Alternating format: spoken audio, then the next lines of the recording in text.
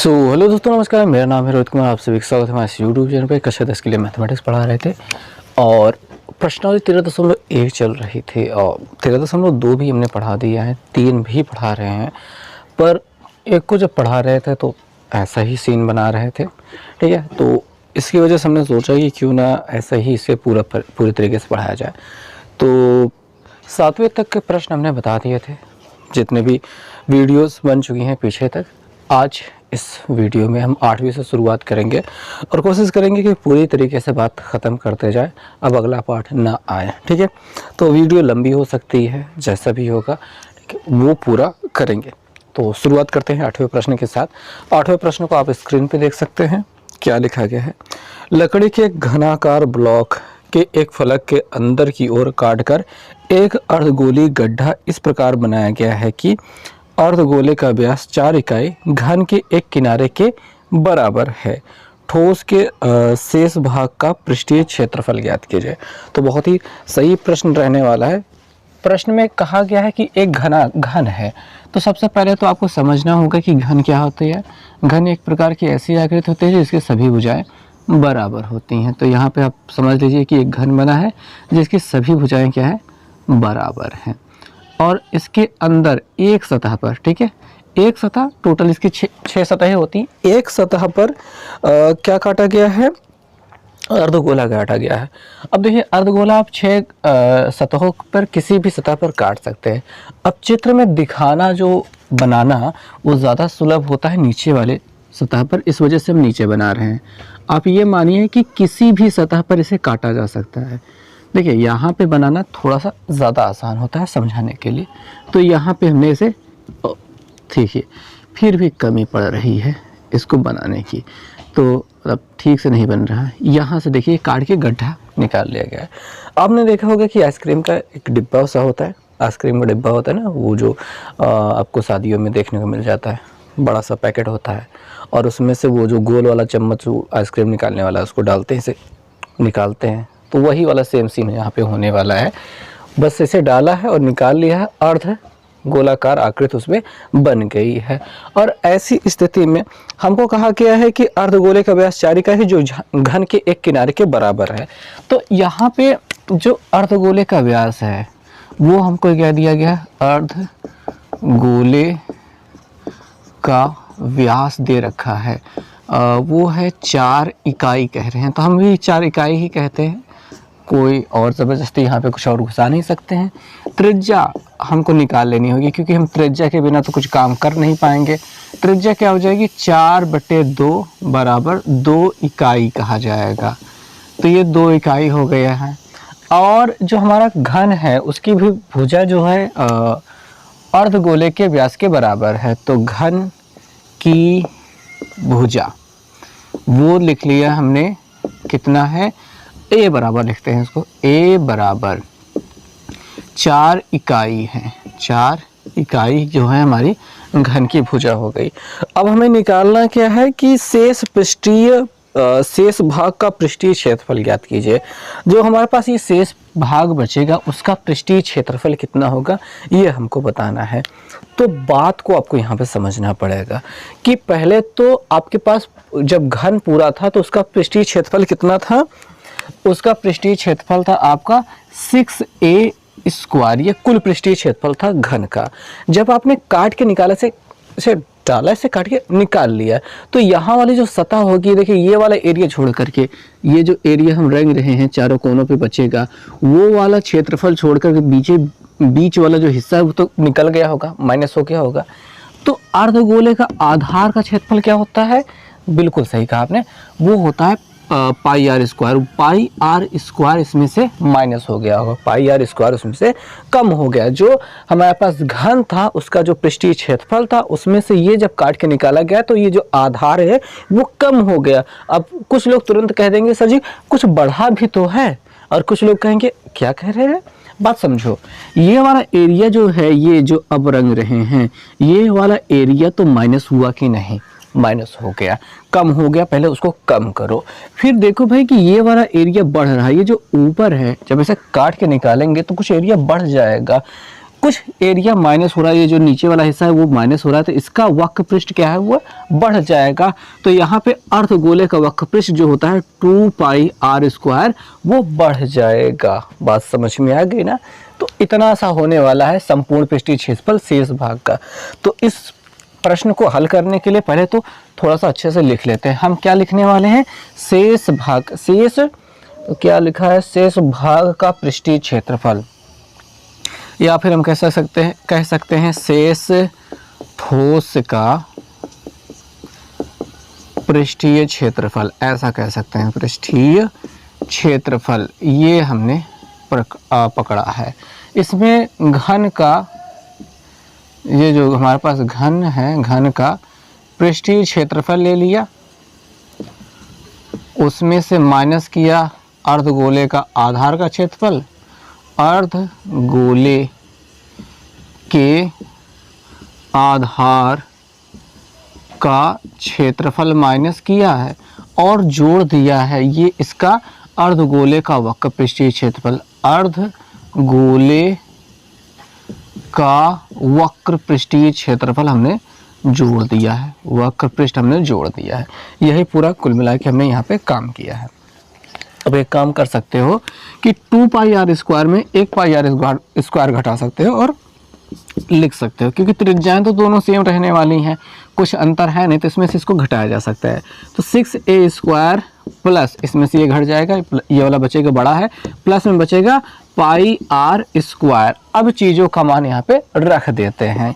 देखिए 6 रखा, a का मान हमने निकाला था, कहाँ निकाला था, ये 4 है, तो 4 की घाते 2 प्लस पाई का मान 22/7 रख दीजिए।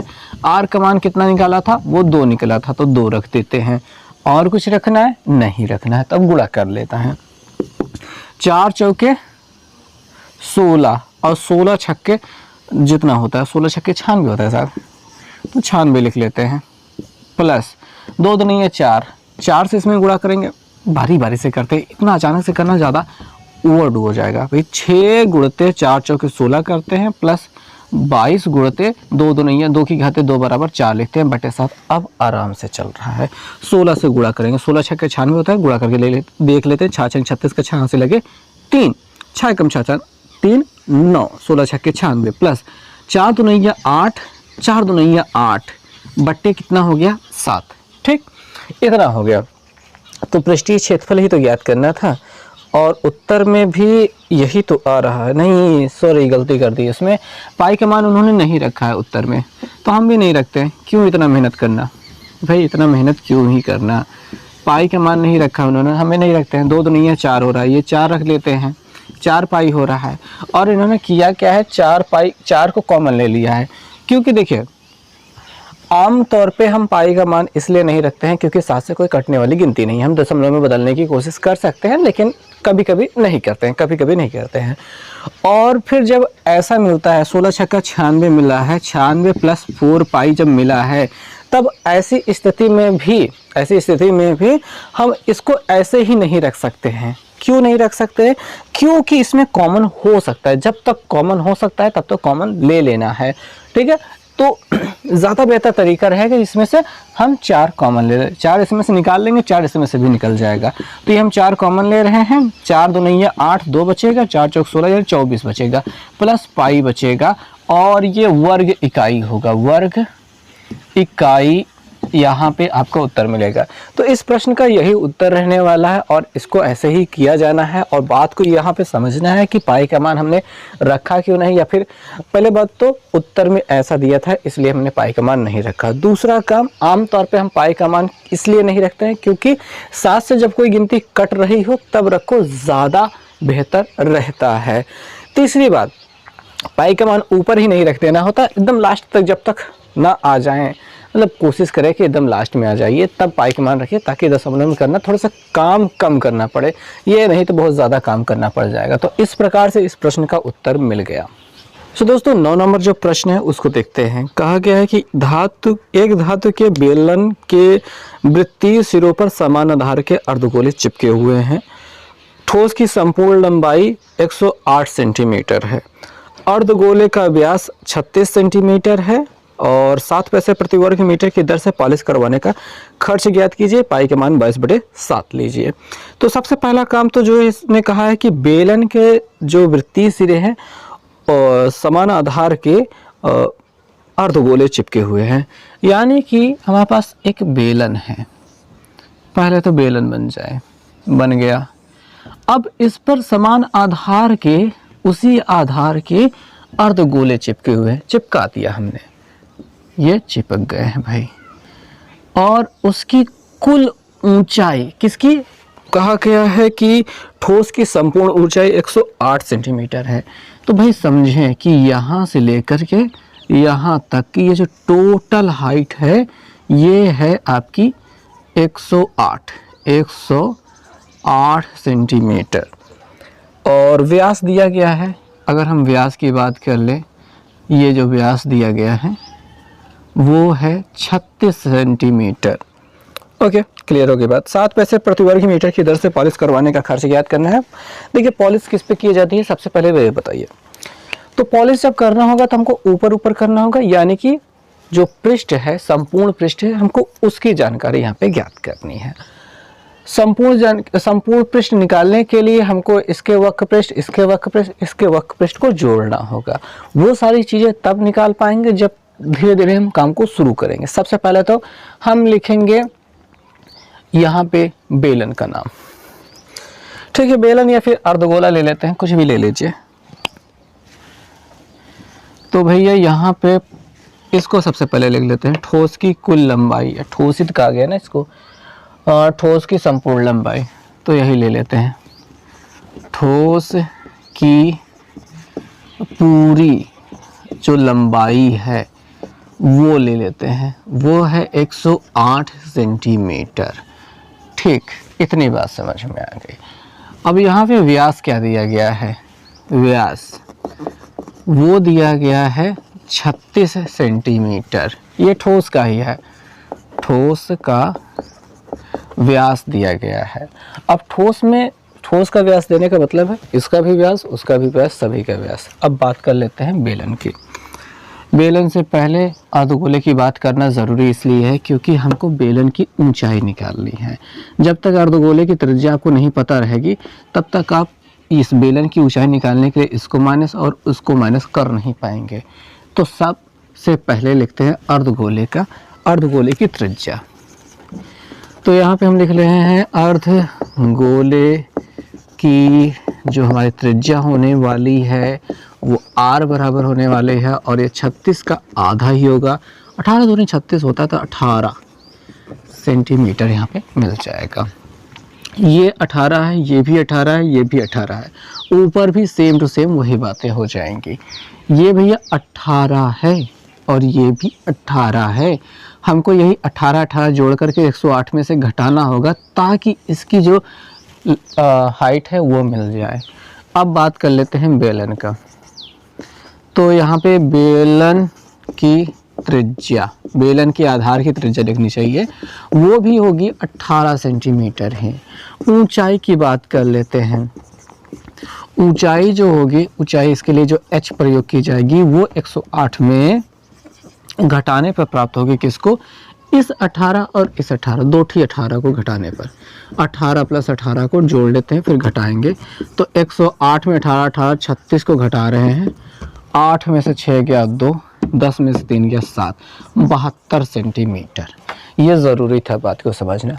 और इस पूरे सवाल की बस इतनी सी कहानी थी कि ये अगर आपको समझ में आ जाए तो उसके बाद उत्तर तो मिल ही जाना है। यही सबसे मुश्किल होता है क्योंकि आमतौर पे गलती से इस पात्र की जो ठोस की पूरी लंबाई को बेलन की लंबाई मान करके यहाँ पे रख देते हैं और फिर गलती हो जाती है, उत्तर फिर मिल नहीं पाता है। यही आपको समझना है कि यहाँ पे जो ठोस की पूरी लंबाई दी गई है कि बेलन की पूरी लंबाई दी गई है। कुछ प्रश्नों में बेलन की लंबाई लिखी गई होती है, कुछ प्रश्नों में ठोस की पूरी लंबाई लिखी गई होती है, तो आपको समझना चाहिए कि बेलन के बारे में कह रहा है या फिर बर्तन के बारे में कह रहा है, क्योंकि कंफ्यूज होना बहुत लाजमी सी बात है। हम भी कंफ्यूज होते थे, आमतौर पे सभी होते हैं। तो आपको यही समझना है कि बेलन के बारे में कह रहा है या फिर बर्तन के बारे में कह रहा है।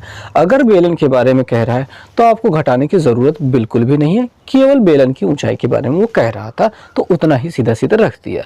और अगर बर्तन की बात कर रहा है तो ऊपर कितना ऊंचा है, नीचे कितना ऊंचा है, वो आपको कैलकुलेट करना होगा और उसके बाद इसमें प्रयोग करना होगा घटाने के बाद। तो यही सबसे इसकी मुख्य बात है, यही इस प्रश्न की जान है। इसके अलावा इसमें कुछ बचा नहीं, खत्म हो गई बात। पॉलिश करवाना है हमको, तो हमको चाहिए इसका संपूर्ण पृष्ठ। तो हम लिखेंगे ठोस का संपूर्ण पृष्ठ। संपूर्ण पृष्ठीय क्षेत्रफल कहा जाएगा। हम संपूर्ण पृष्ठ लिख करके काम चला सकते हैं। और उसके लिए हमको क्या चाहिए होगा, ये बेलन का वक्र पृष्ठ, ऐसा लिखेंगे बेलन का वक्र पृष्ठ प्लस 2 गुणित, क्योंकि दोनों अर्धगोले समान हैं, बिल्कुल समान है, तो 2 गुणित बेलन का अर्धगोले का वक्र पृष्ठ। अर्धगोले का वक्र पृष्ठ ये लेना होगा। बेलन का वक्र पृष्ठ क्या होता है, 2 पाई आर एच होता है। 2 गुणित अर्धगोलक क्या होता है, अर्धगोलक होता है 2 pi r square. 2 pi r square होता है। तो आर का मान तो वही अपना रखना है, कितना 18, नहीं कहाँ गया, ये 18 रखना है, तो 2 रखिए। अच्छा, पाई का मान 22/7 लेने को कह रहा है, एच का मान 72 होता है, 7 से अभी कट नहीं रहा है। तो पाई का मान जो रखने का काम है वो सबसे लास्ट में रखें, यही सबसे बेहतर तरीका होता है हल करने का किसी भी प्रश्न को। आर का मान आपका 18 है, वो 18 रख दिया। एच का मान यहाँ पे 72 मिला है, बस यही 72 रखना है। यहीं पे गलती करके लोग 108 रख देते हैं, बाकी इस प्रश्न में और कुछ है नहीं।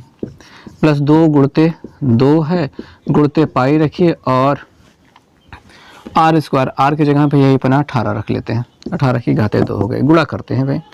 18 दूनी 36 है, 72 है, गुणा कर लेते हैं इनका। 72, 18 दूनी 36, तो 72 है, गुणते 36 है, गुणा कर लेते हैं।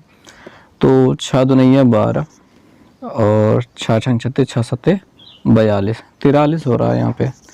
3 दूनी 6 हो रहा है, 3 7 21, ये 2 हो गया और ये हो गया 9, ये हो गया 5, ये हो गया 2, यानी 2 5 9 2, ठीक बात है। पाई इतना मिल गया। प्लस इधर आ जाते हैं 18 18 में, ये तो कुछ ज़्यादा ही जा रहा है। खैर जो भी जा रहा है उसको करना ही पड़ेगा। 2 दूनी 4 हो रहा है, 18 का गुणा करेंगे पहले, 18 का वर्ग करेंगे, मतलब 18 गुणते 18 करना है।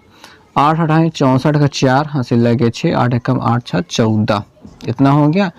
और 1 से गुणा करने पर 8, 1 से गुणा करने पर 1 हो गया, ये 4 हो गया। 8 4 12, 2 यहाँ से लगे 1 1 1 2 3, 324 हो गया। अभी यहाँ पे 2 दूनी 4 से गुणा करना तो बाकी है। 4 चौक 16 मिल गया, यहाँ से लगे 1, 4 दूनी 8 1 9, 4 3 12, 1296 पाई यहाँ पे मिल गया है। योगफल करना पड़ेगा, जोड़ते हैं। 6 2 8, 9 9 18, 8 यहाँ से लगे 1, 5 2 7, 1 8 और 2 1 3, 3 इतना मिल गया और पाई मिला है। पाई का मान अब रखना है, ठीक है, पाई का मान अब रखना होगा। और कहाँ रखें, जगह बनानी पड़ेगी, नहीं तो दिक्कत हो जाएगी। और उत्तर तो आपको देना चाहिए किसमें, हाँ अभी तो बहुत कुछ काम करना बाकी है। तो आइए देखते हैं, या फिर यहाँ पे भी ना रखें, काम चल जाएगा। सेंटीमीटर क्यूब ही रहने देते हैं।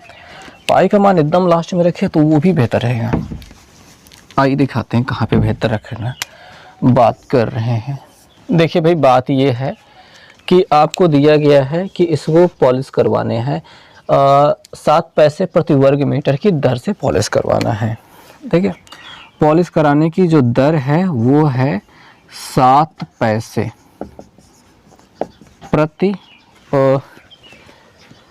प्रति वर्ग सेंटीमीटर, प्रति सेंटीमीटर स्क्वायर, और ये सब सेंटीमीटर स्क्वायर के रूप में इतना मिल चुका है। अब हमें क्या करना होगा कि कुल खर्च निकालना है। कुल खर्च निकालना है। कुल खर्च में ये जितना वक्र पृष्ठ है उस जितना भी संपूर्ण पृष्ठ मिला है उसी में इससे गुणा करना होगा।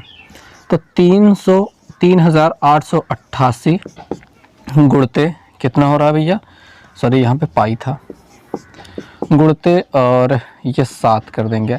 अच्छा 7 पैसे प्रति सेंटीमीटर स्क्वायर है, अगर हम इसे 7/100 कर लें तो रुपए में उत्तर मिलना शुरू हो जाएगा, नहीं तो 7 से अकेले गुणा करते तो पैसे में मिलता।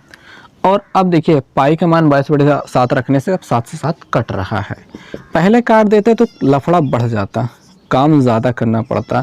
तो 22/7 हो गया, गुणते 7/100 हो गया, तो 7 से 7 कट गया। अब 22 से गुणा कराएं, 100 से काटने की ज़रूरत नहीं है, इसको काट के छोटा करने की ज़रूरत नहीं, 22 से गुणा कराना है।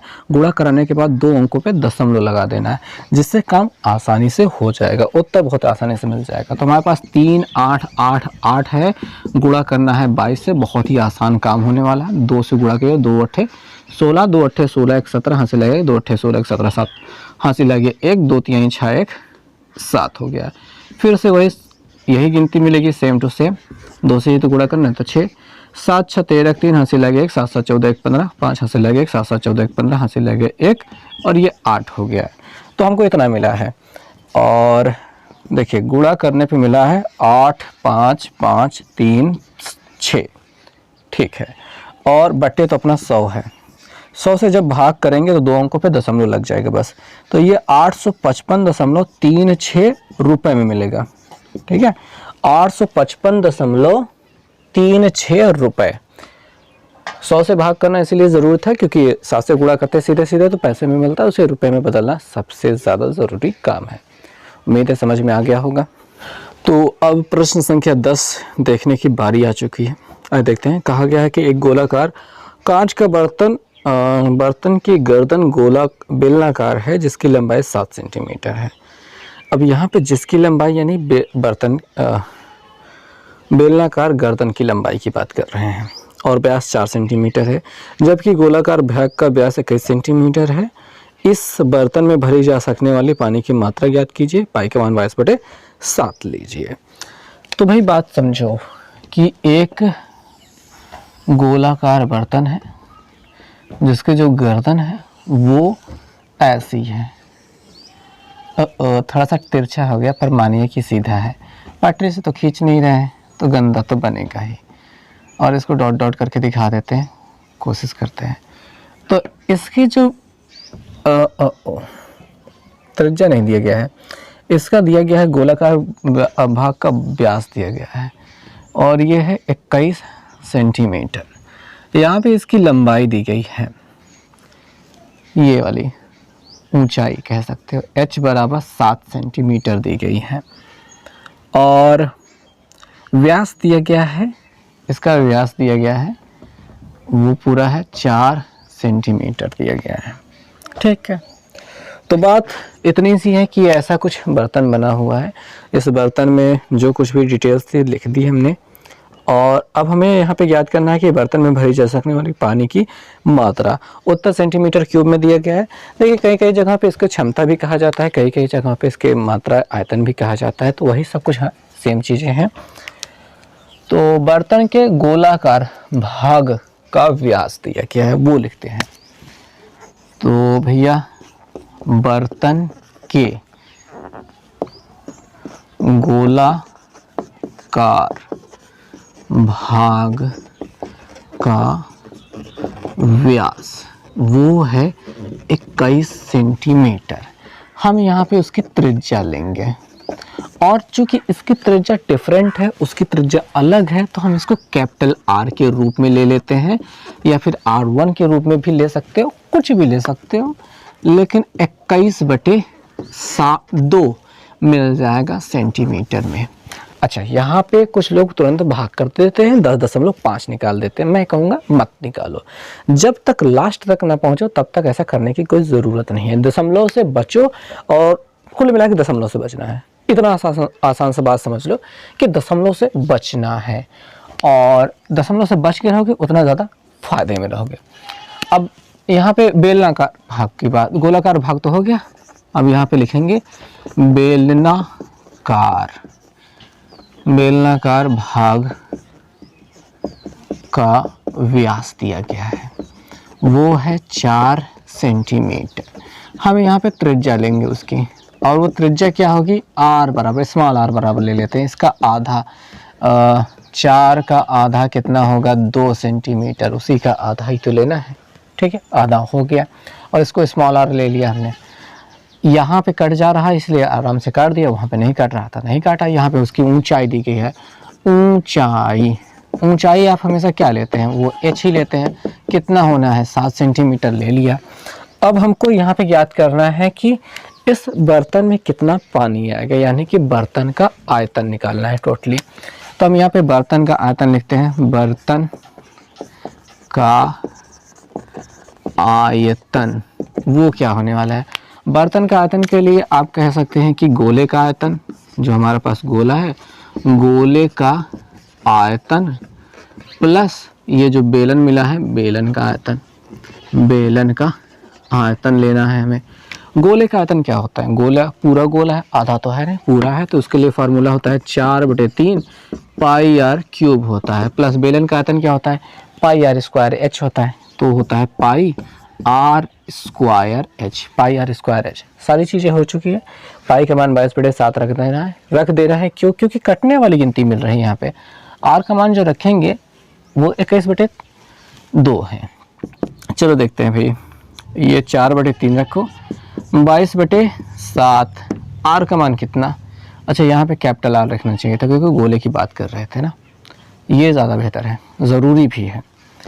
तो यहाँ पे 21/2 की घाते 3 हो रही है और प्लस है, ये तो 22/7 हो गया। आर का मान कितना है इसके लिए, आर का मान इसके लिए है 2, तो 2 की घाते 2 हो गई। एच का मान कितना है, वो है 7, 7 से 7 ऐसे कट रहा है। यहाँ पे भी काट सकते हैं लेकिन अभी काटना गलती हो जाएगी, इसको पहले बढ़ाते हैं। तो 4/3 रखते हैं, 22/7 रखते हैं, और यहाँ पे 21/2 गुणते 21/2 हो जाएगा, प्लस यहाँ पे 2 दूनी 4 हो रहा है, इसको 4 कर लेते हैं, ये 22/4 हो रहा है।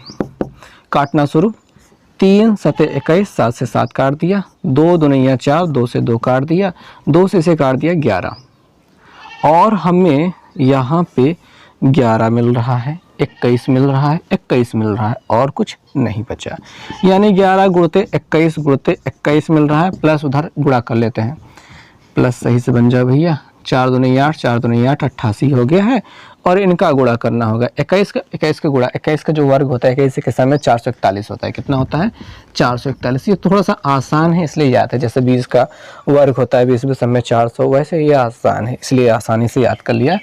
बाकी 11 से गुणा करना है, वो लिख लेते हैं, 1 से गुणा करने पर यही आ जाएगा, फिर 1 से गुणा करने पर सेम टू सेम आ जाएगा, ये 1 हो गया, ये 5 हो गया, ये हो गया 8, और ये हो गया 4। तो आ रहा है फ्रेम में कि आ जाएगा, तो ये हो गया 4 8 5 1 प्लस 8 8, योगफल करने वाले हैं, 8 1 9 हो रहा है, 8 5 13, 3 यहाँ से लाके 1, यहाँ पे हो जाएगा 9, और ये 4, तो इतना ही तो आ रहा है, बिल्कुल इतना ही आ रहा है, सेंटीमीटर क्यूब कह देंगे, ये हो जाएगा आपका आयतन। इस प्रश्न के लिए यही आपका उत्तर रहने वाला है।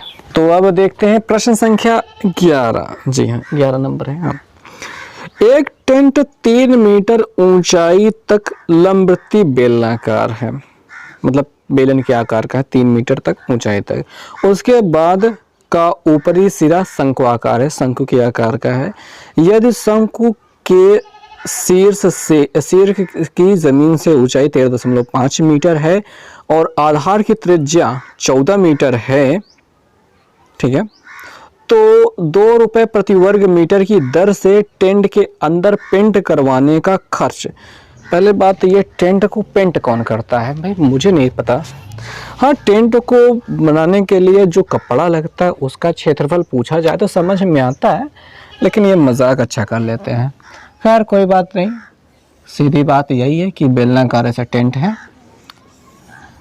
और उसके ऊपर शंकु के आकार का ऐसा कोई भाग बना हुआ है। और बात ये कही गई है कि एक टेंट 3 मीटर ऊंचाई तक बेलनाकार का है। तो 3 मीटर ऊंचाई तक जो है वो बेलन के आकार का है, और उसके बाद शंकु के आकार का है। शंकु के शीर्ष की ज़मीन से ऊंचाई, ये जो शीर्ष की ज़मीन से ऊंचाई, ज़मीन तो नीचे है ना, तो यहाँ से जो ऊंचाई है टोटल वाली हाइट यहाँ से देख लेते हैं यहाँ तक की, ये सीधी ऊंचाई ले लेते हैं, और ये कितनी है 13.5 मीटर है। परफेक्ट। आधार की जो त्रिज्या है वो 14 मीटर है, तो आधार की जो त्रिज्या है वो r बराबर 14 मीटर है। तो 2 रुपये वर्ग मीटर की दर से पेंट कराने का, टेंट के अंदर पेंट करवाने का खर्च, टेंट के अंदर पेंट करवाएंगे तब जब आपको इसका, देखिए ज़मीन पे पेंट नहीं करवाना है, पेंट करवाना है इसकी दीवार पे और छत पे, ठीक है, ये वाला हिस्से और ये वाले हिस्से पे, दोनों पर ही हमको चाहिए वक्र पृष्ठ, यानी कि बेलन का वक्र पृष्ठ प्लस शंकु का वक्र पृष्ठ, इन्हीं दोनों की हमको ज़रूरत है। तो ज़्यादा कुछ नहीं करते हैं, सीधा सीधा शुरू करते हैं चीज़ों को लिखना कि क्या क्या हमें मालूम है। यहाँ पे पहले लिखेंगे टेंट के बेलनाकार भाग की ऊंचाई दी गई है हमें। ऊंचाई हम इसको सीधे सीधे h बराबर प्रयोग करेंगे, ये पूरा h बराबर है कि इसके लिए, या फिर हम h1 प्रयोग कर लेंगे क्योंकि इसके लिए भी हमको h निकालना ही पड़ेगा, उसकी भी हमें ज़रूरत पड़ने वाली है, इसको भी खींच लेते हैं। तो h1 हम प्रयोग कर रहे हैं, h1 बराबर वो है 3 मीटर, हमने लिख लिया। आधार की त्रिज्या, जो हमारे पास आधार की त्रिज्या होने वाली है वो तो पहले से दे रखी है, तो उसमें ज़्यादा कुछ सोचने की ज़रूरत नहीं है, और वो है 14 मीटर। अब यहाँ पे हम केवल r ही क्यों लिख रहे हैं, r1 r2 क्यों नहीं लिख रहे हैं, क्योंकि दोनों जगह त्रिज्याएं बराबर ही रहने वाली हैं, इतना ही लिख लेंगे काफ़ी है। अब बात आ जाती है शंकु के। तो जो हमारा शंकु है, शंक्वाकार या फिर शंकु के आकार के भाग की या फिर के शीर्ष की ज़मीन से ऊंचाई दी गई, ज़मीन से ऊंचाई जो है वो हम यहाँ पे देख सकते हैं 13.5 मीटर है। और याद रखें कि हमें 13.5 शंकु की ऊंचाई के रूप में बिल्कुल प्रयोग नहीं करना है, क्योंकि ज़मीन से उसकी ऊंचाई, शंकु की ऊंचाई तो केवल इतनी सी होगी, इतू सी। हमको ये वाला पार्ट इसमें से माइनस करना होगा जो 3 है, ठीक। तब हमारे शंकु की जो ऊंचाई है वो हमें समझनी होगी भैया। ये जो हम इसके लिए h2 प्रयोग करने वाले हैं वो है 13.5 माइनस यही वाला 3, ठीक है, कितना मिल जाएगा 10.5 मीटर। कई लोगों के लिए घटाना भी मुश्किल हो जाता है, क्योंकि वो आम तौर पे 13.5 में जब 3 घटाने की बात की जाती तो ऐसे घटा के लिख देते हैं, जो कि बिल्कुल ही गलत बात है, क्योंकि 3 यहाँ पे रख कर नहीं घटाया जाता, यहाँ पे रख के घटाया जाता 3.0 करके। तो ऐसी स्थिति में 10.5 मिलना तय है। और सामान्य सी बात है, 13.5 में 3 घटाओगे कितना मिलेगा, 13.5 रुपये है आपके पास, 3 घटाओगे कितना मिलेगा, 10.5 ही तो मिलेगा ना। तो वही बात है, आपको पता होना चाहिए। जब रुपए में बात की जाती है तो चीज़ों बड़ी आसानी से समझ में आती हैं, और जब वैसे घटाने की बात की जाती है तो बड़ी मुश्किल हो जाती है, ऐसे जैसे आफत चल रही है, कोई बात समझ में नहीं आती है। समझ में आ गई बात। अभी तो त्रिज्या की बात कर लेते हैं। तो त्रिज्या क्या रहने वाली है इसके लिए, वही पूरी रहने वाली है 14 मीटर। अब यहाँ पे थोड़ी सी समस्या इस बात की आने वाली है कि हमको वक्र पृष्ठ लेना है। वक्र पृष्ठ के लिए हमको पाई आर एल चाहिए, क्योंकि शंकु का वक्र पृष्ठ होता है पाई आर एल, और हमको एल के बारे में बिल्कुल भी पता नहीं है। तो जब तक एल के बारे में ना पता हो तब तक हम कैसे कर पाएंगे यहाँ पे सवाल।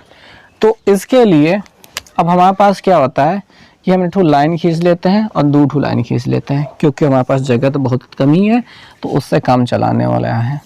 तो एल स्क्वायर बराबर होता है h square plus R square ऐसा होता है। एच का मान कितना है 10.5, इसका स्क्वायर प्लस आर का मान कितना है 14 स्क्वायर। ऐसे करने वाले हैं ताकि हम इसके तिर्यक ऊंचाई को निकाल सके, क्योंकि तिर्यक ऊंचाई हमको ज़रूरी है निकालना।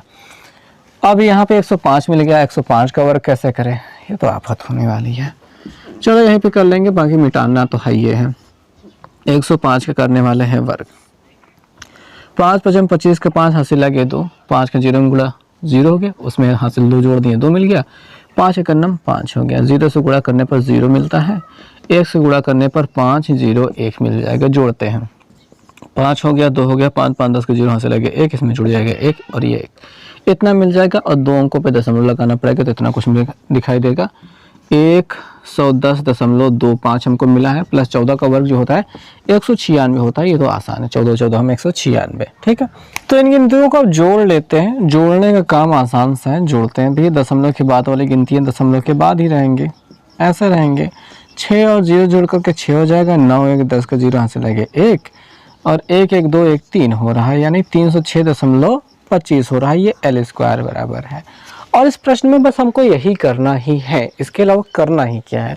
प्रश्न में जो मुश्किल बात है वो बस यही है कि हमारे पास इसकी तिर्यक ऊंचाई नहीं है, वही तिर्यक ऊंचाई निकालनी है, यही मुख्य बात है। बाकी सारी बातें सामान्य सी हैं जो एक आम प्रश्न में चलती रहती हैं। तो आपको जब तक फॉर्मूला नहीं पता रहेंगे तब तक आप सोच भी नहीं पाएंगे कि क्या करना है। तो मुश्किल हालात तो इधर भी हैं और उधर भी है, तो समझना पड़ेगा कि कैसे किया जाए। तो ये इतना मिल गया 306 अंडर रूट 306.25 है, तो L बराबर जो हो जाएगा अंडर रूट 306.25 है। इसका वर्गमूल निकालने की विधियाँ लगाते हैं। 2 विधियाँ होती हैं, गुणनखंड और आपके पास भाग विधि। इनके अलावा भी एक विधि लगाई जा सकती है, लेकिन सामान्य सी बात है हम भाग विधि लगा कर भी काम चला लेते हैं, जिसमें ज़्यादा सोचना ना पड़े, ठीक है। दशमलव के बाद से इसे जोड़ा बनाया जाता है।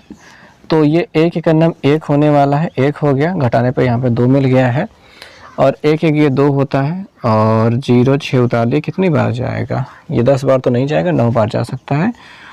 9 9 81 के 1 हासिल लगे 8, 9 दूनी 18, 9 दूनी 18, 18 8 ज़्यादा चला जाएगा, 9 बार तो बहुत ज़्यादा चला जाएगा, 8 बार जाएगा।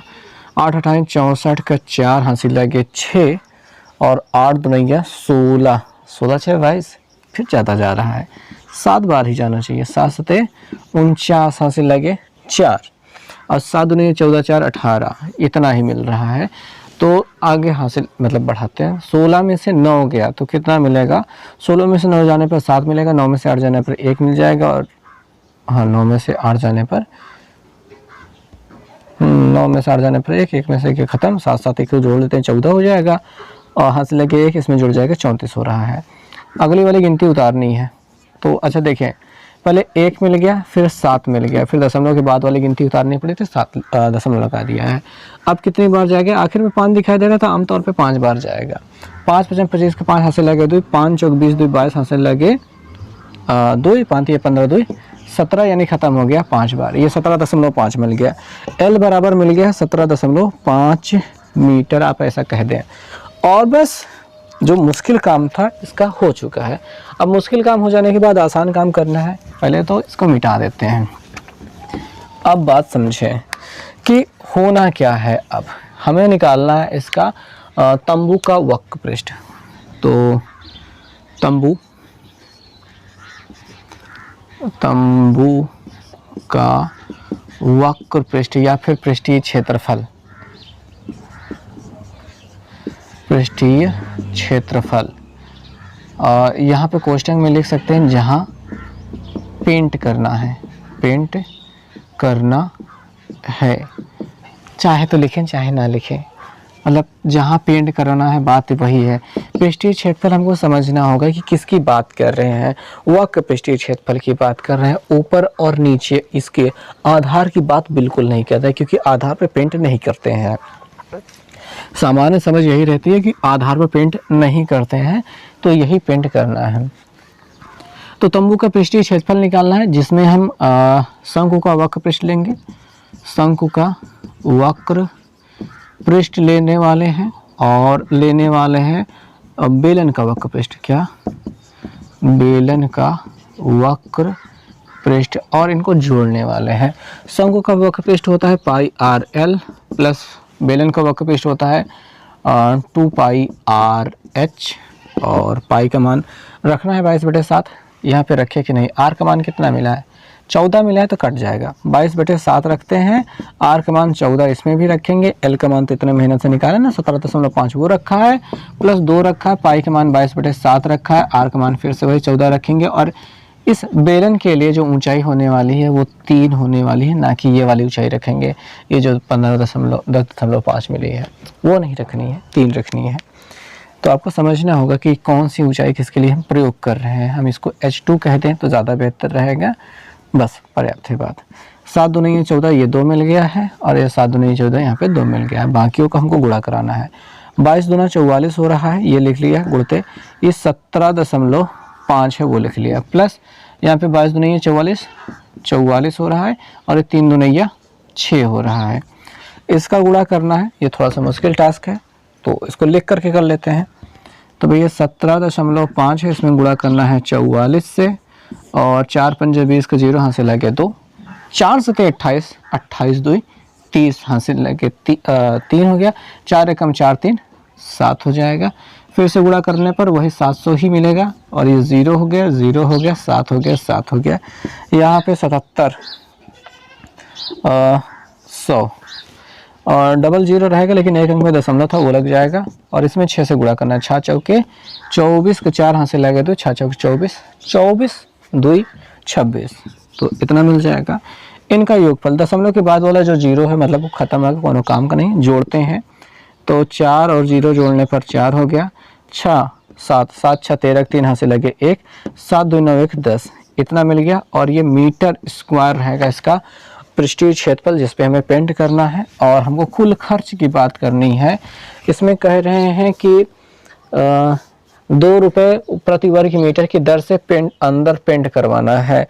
तो हमारा जो पेंट की दर है, दर जो हमें दी गई है वो है ₹2 प्रति मीटर स्क्वायर, और जो कुल खर्च होने वाला है, खर्च निकाल लेते हैं, वो क्या होने वाला है कि ये 10 34 जो है इसी में गुणा कर देंगे 2 से, 4 दूनिया 8 3 दूनिया 6 0 2 का 2, इतने रुपए आपके खर्च होने वाले हैं। तो बिल्कुल सही जवाब आ रहा है, तो प्रश्न ऐसे ही होने वाला है।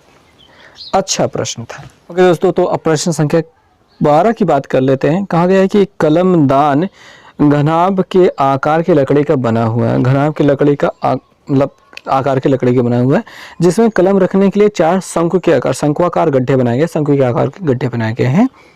घनाभ की बीमाएं 10 सेंटीमीटर 5 सेंटीमीटर और 4 सेंटीमीटर है। प्रत्येक गड्ढे का व्यास 0.5 सेंटीमीटर है, गहराई 2.1 सेंटीमीटर है।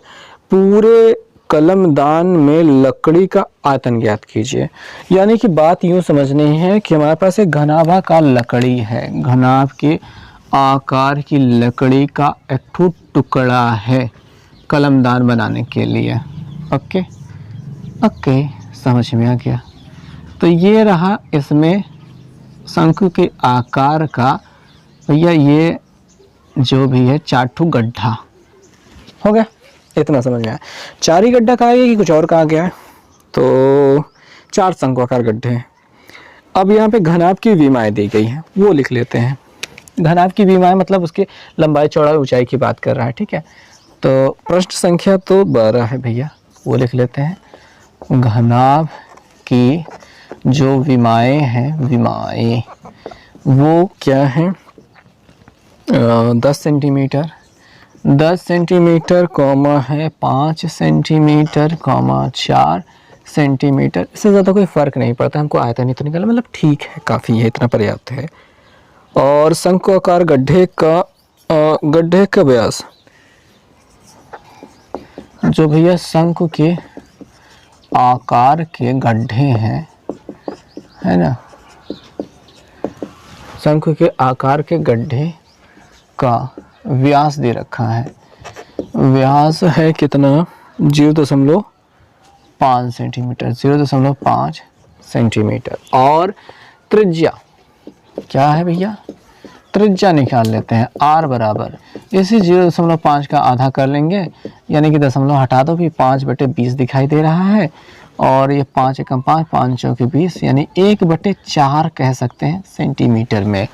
और दशमलव से हमें बचना होता है, इसलिए आमतौर पे हम दशमलव को हटा करके मतलब गायब ही कर देते हैं।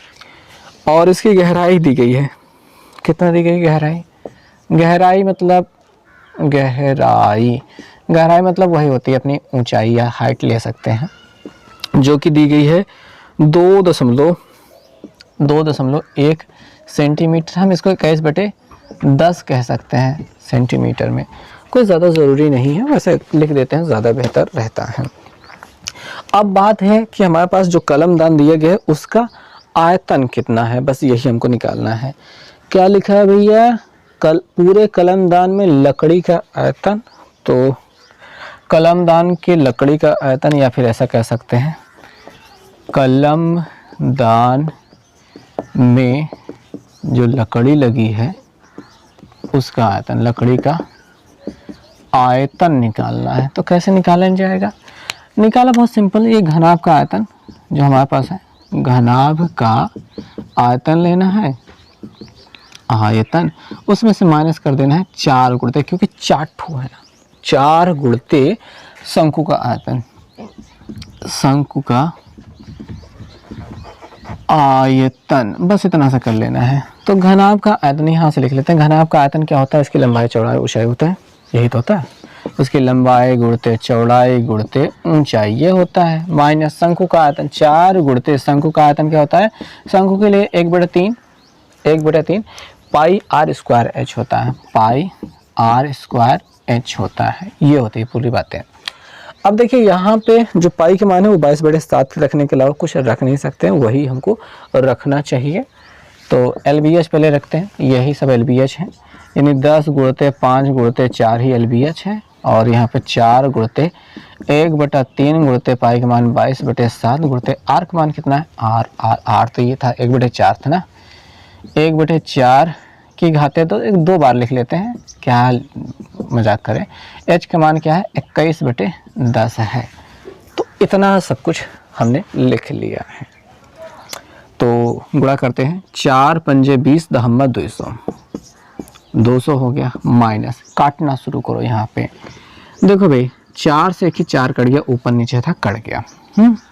7 3 21, 3 से 3 खत्म, 2 दूनी 4, 2 से काट दो 11, और कुछ बचा, ये 10 है, 11 है, 2 है, कुछ और बचा नहीं है शायद। हाँ ठीक है, खत्म हो गई बात। 2 से 10 को मत काटने लगना, वो तो उसका गुणा है, ठीक है। तो भैया पहले बात तो यहाँ पे देख लो 11 है, और यहाँ पे 10 दूनी 20 है, 11/20 हो रहा है। अच्छा एक मिनट, उत्तर देख लेते हैं किस रूप में दिया है। 12वें सवाल का दशमलव में दिया गया है, यानी कि सही जा रहे हैं हम। बस हमको यहाँ पे इससे भाग करना है, भाग इसे लंबा सा नहीं करना है, 2 से भाग कर लो बस। 11 को 2 से भाग कर दो भैया, 2 पंचे 10 होता है, कितना बचा 1, दशमलव लगाओ, 0 बढ़ाओ, 2 पंचे 10 होता है, खत्म हो गई बात। यानी कि आपने 11 को जब 2 से भाग किया तो कितना मिला, 5.5, लेकिन अगर 20 से गुणा करेंगे तो भैया एक ही और दशमलव इधर खसकेगा, यानी टोटल आपको मिल जाएगा 0.55। ऐसा आप समझ सकते हैं। यार नहीं समझ में आ रहा तो भाग कर लो भाई, आ जाएगा उत्तर। तो ये 200 है, उसमें से घटाना है 0.55, 200 में इसको घटा दो, 200 में 0.55 को घटा दो, 0.00 लगाओ, यहाँ पे हासिल लेते हुए आओ, 10 में से 5 गया 5, और 9 में से 5 गया 4 लिख लो, यहाँ पे 9 बचेगा, यहाँ पे 9 बचेगा, यहाँ पे 1 बचेगा, यानी ऐसा कह सकते हो कि 199.45 सेंटीमीटर क्यूब जो मिला है, ये रहेगा आपके कलमदान में जो लकड़ी लगी है उसका आयतन। तो इस प्रश्न का यही उत्तर होने वाला है। सो दोस्तों, अब प्रश्न संख्या 13 पे पहुंच चुके हैं, और मतलब पोजीशन बदल चुकी है भैया। बात यूँ है कि दिन बदल गया है, कल आधी रिकॉर्डिंग हुई थी, आज आधी रिकॉर्डिंग कर रहे हैं। कल धूप थी इसलिए मक्खियाँ भी ज़्यादा लगने लगी थी, और अब आगे अगले दिन हम इस वीडियो को बना रहे हैं, कंटिन्यू कर रहे हैं। प्रश्न संख्या 13 और 14 को पढ़ा करके बात ख़त्म कर देंगे। तो 13 नंबर देख सकते हैं आप अपनी स्क्रीन पर, लिखा गया है एक बेलनाकार भवन के ऊपर अर्धगोलाकार गुंबद है और उसमें उपस्थित हवा का आयतन 41-19/21 मीटर क्यूब है और गुंबद का आंतरिक व्यास भवन की कुल ऊंचाई के बराबर हो तो भवन की ऊंचाई ज्ञात कीजिए। तो भाई बात करेंगे इसमें बेलनाकार भवन।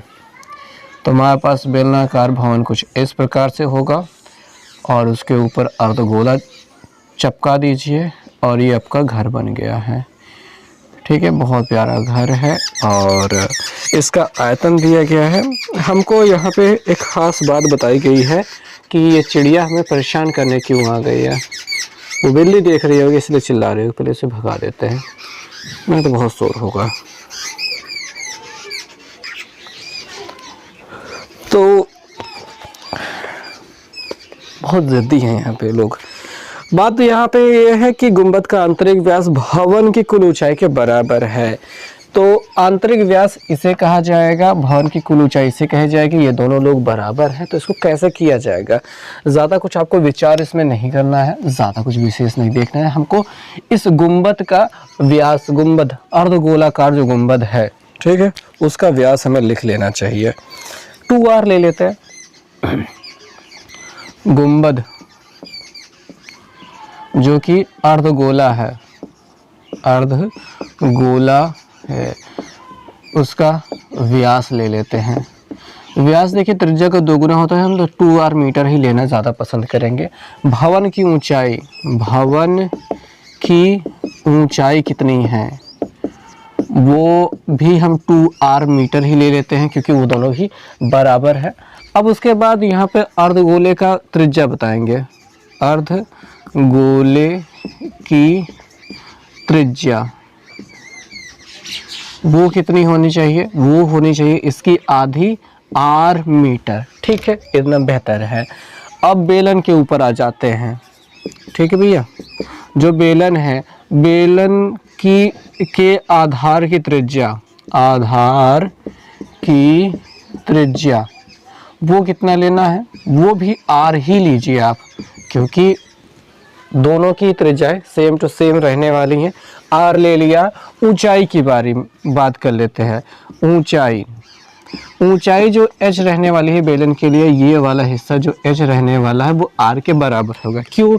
क्योंकि टोटल ये जो है कुल ऊंचाई है 2r और यहाँ से ऊपर वाला हिस्सा r होता है, नीचे वाला कितना बचेगा?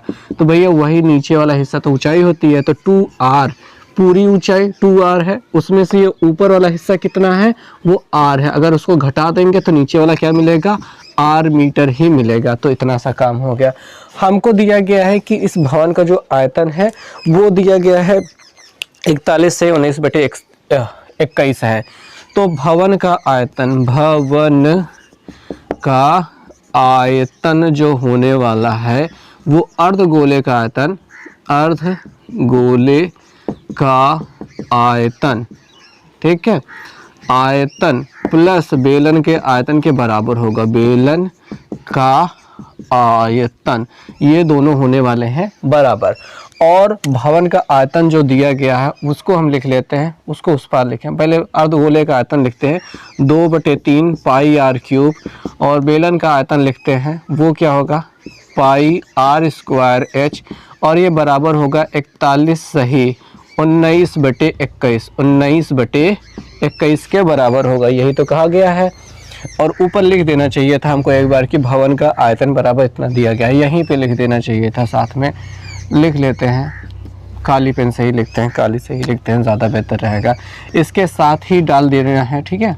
भवन का आयतन जो है वो 41 सही 19/21 मीटर क्यूब है। ये लिखना बहुत ज़्यादा ज़रूरी है, ऊपर लिखा रहना चाहिए। अब बात आ जाती है इसकी, जो h है वो r के बराबर था, तो इस h की जगह पे हम r रख देंगे। तो 2/3 ऐसे रखिए, पाई r क्यूब ऐसे रखिए, प्लस यहाँ पे पाई r स्क्वायर गुणते r, और इसका गुणा कराइए। गुणा करा करके हमको जोड़ना भी है। तो भैया ये 21 है 41 में गुणा कर रहे हैं। 1 से गुणा करने पर कुछ नहीं बदला, 2 से गुणा करने पर 2 कम 2 2 दूनिया नहीं 2 चौके 8 हो गया। ये हो गया 1, ये 6, ये 8 और उसमें भी 19 जोड़ना भी है तो 19 जोड़ भी देते हैं। 9 1 10 का 0 यहाँ से लगे 1 6 1 7 1 8 हो गया। 880 880/21 मिल रहा है। और यहाँ पे ध्यान देंगे तो 2/3 पाई क्यूब है, पाई आर क्यूब है, प्लस यहाँ पे पाई आर क्यूब होने वाला है। इनका जोड़ करना चाहिए हमें। ध्यान से देखते रहिएगा, प्रक्रिया ऐसे चलती रहेगी, इसमें कुछ बड़ी बात नहीं होने वाली है, काम ऐसे ही चलता रहता है। 3, अब देखिए भैया पाई आर क्यूब अगर कॉमन ले ले तो यहाँ पे 1 बचेगा, यहाँ पे 2/3 बचेगा। 3 एकन्नम 3, 3 एकन्नम 3 2 5, डायरेक्ट जोड़ रहे हैं। 3 एकन्नम 3 और 2 जोड़ने पर 5 पाई आर क्यूब बटे 3 आपको मिल जाएगा, बराबर 880/21 है। क्या करेंगे, आर का मान निकालना है। किसका निकालना है, आर का मान निकालना है। 3 ऊपर जाएगा, 5 पाई नीचे जाएगा, तो 880 गुणते 3 हो जाएगा बटे ये 5 पाई और ये गुणते 21 ऐसे रह जाएगा। ठीक है, इतना नीचे रहेगा। अब क्या करना है, प्रक्रिया को और आगे बढ़ाएंगे, बात को समझेंगे कि हो क्या रहा है। पाई का मान रखना है बस, इसके अलावा क्या ही कर सकते हैं इसमें। तो आर क्यूब बराबर ये जो 880 है गुणते 3 है बटे 5 है गुणते 22/7 है गुणते 21 है। इस 7 तरीके 21 कट जाएगा और ये 3 से 3 कट रहा है ना, काट दो। 22 चौके 88 होता है, 40 मिल गया है। 5 से ये 40 कटता है और 8 मिल जाता है। आर क्यूब बराबर 8 दिखाई दे रहा है तो 8 का घनमूल आर बराबर क्या मिल जाएगा, 2 मिल जाएगा। अगर ऐसे नहीं समझ में आता तो ऐसे लिख लो भाई, क्यूब रूट घनमूल कितना हो जाएगा, वो 2 हो जाएगा। यानी त्रिज्या क्या मिल गई, 2 मीटर मिल गई है। हमको भवन की ऊंचाई बतानी है, ठीक है, भवन की ऊंचाई बतानी है। वो कितनी है, वो है 2 गुणते 2 बराबर 4 मीटर होने वाली है। और यही रहेगा इस प्रश्न का उत्तर। सो दोस्तों आइए चलिए देखते हैं प्रश्न संख्या 14 नंबर क्वेश्चन। देखिए हमारे किताब में उसका मिसप्रिंटिंग है जो कि प्रूफ करने के लिए दिया गया है। हम प्रूफ करने के प्रयास करेंगे, जितना भी आएगा उसके हिसाब से आप आगे बढ़ा लीजिएगा बात को। क्वेश्चन आप देख सकते हैं। देखिए क्वेश्चन जो हमें मिला है वो गलत है, ठीक है, याद रखिएगा। तो एक ठोस शंकु में एक अर्धगोला इस प्रकार रखा जाता है कि शंकु का केंद्र अर्धगोले के आधार के केंद्र के साथ हो और एक साथ हो और शंकु की तिरछी ऊंचाई। अगर हम चित्र बनाते हुए चलें तो बात यूँ होती है कि हमारे पास एक शंकु है, ठीक है, इतना सा है, ये इसका केंद्र हो गया और इसमें एक अर्धगोला रखा गया है। इसकी तिरछी ऊंचाई दी गई है कैपिटल एल। अर्धगोला भी थोड़ी देर बाद बनाएंगे। अब उसकी त्रिज्या के आधार पर हम बनाएंगे कैसे होगा। तो शंकु की आधार की त्रिज्या हमको r/2 मिली है, ये r/2 है और जो हमारा r/4 अर्धगोले की त्रिज्या है। r/4 का मतलब छोटा, इसके आधे के बराबर। तो अर्धगोला कुछ इस प्रकार से हमको दिखाई देगा, जो कि इसकी त्रिज्या क्या हो जाएगी, r/4 हो जाएगी। और ऐसे में इसके संपूर्ण पृष्ठीय क्षेत्रफल के बारे में कहा जा रहा है। संपूर्ण पृष्ठीय क्षेत्रफल जो भी है वो आ नहीं पाएगा, जो आएगा आप उसको ही सही मानेंगे। तो आइए प्रश्न को हल करना शुरू करते हैं। सबसे पहले बात यहाँ पे संपूर्ण पृष्ठीय क्षेत्रफल की बात करनी है। हमको क्या क्या चीज़ें दी गई है, हमें दिया गया है शंकु की तिर्यक ऊंचाई दी गई है, उसको तो हमको लिखना ही है, वो है L। और आधार की त्रिज्या दी गई है, आधार की त्रिज्या दे रखी है, वो है r/2। और जो हमारे पास अर्धगोला है, क्या है, अर्धगोला है, अर्धगोले के आधार की या फिर त्रिज्या डायरेक्ट लिखे, अर्धगोले की त्रिज्या, उसके आधार की त्रिज्या क्या, उसकी ही त्रिज्या r/4 है। और अगर हम ठोस के संपूर्ण पृष्ठ की बात करें, संपूर्ण पृष्ठ की बात करें, ठीक है, जो हमारा संपूर्ण पृष्ठ होगा वो कैसा होगा, उसके कैसे निकालेंगे। तो शंकु का वक्र पृष्ठ लिया जाएगा, आप उसमें शंकु का वक्र पृष्ठ डालेंगे, ठीक, ओके। और क्या डालेंगे, ये जो खोद के निकाला जाए या फिर बढ़ा दिया जाए, दोनों ही स्थितियों में अंदर से खोद के निकाला जाए या नीचे की ओर से बढ़ा दिया जाए, दोनों ही स्थितियों में आपका वक्र पृष्ठ, तो जो संपूर्ण पृष्ठ है वो बढ़ेगा ही। तो कितना बढ़ा है, वो आपके अर्धगोले के वक्र पृष्ठ के, अर्धगोले का वक्र पृष्ठ, ठीक है, ये बढ़ा हुआ है। और एक ख़ास बात जो आपको समझ के रखनी है, जो सबसे ज़्यादा मुश्किल खड़ी करती है, वो ये है कि भैया इस आधार की अगर बात करें तो ये वाला एरिया जो अभी हम रंग रहे हैं, ये वाला एरिया ही बचा रहेगा, और ये जो बीच में सफ़ेद वाला है वो तो ढका हुआ होगा। अगर खोद के निकाला जाएगा तब गायब हो जाएगा, और अगर पीछे से चिपका दिया जाए तब पर भी गायब हो जाएगा, वो बाहर दिखाई नहीं देगा। तो वो यहाँ पे काम नहीं करने वाला है, मतलब वो नहीं दिखाई देने वाला है। इसलिए हम यहाँ पे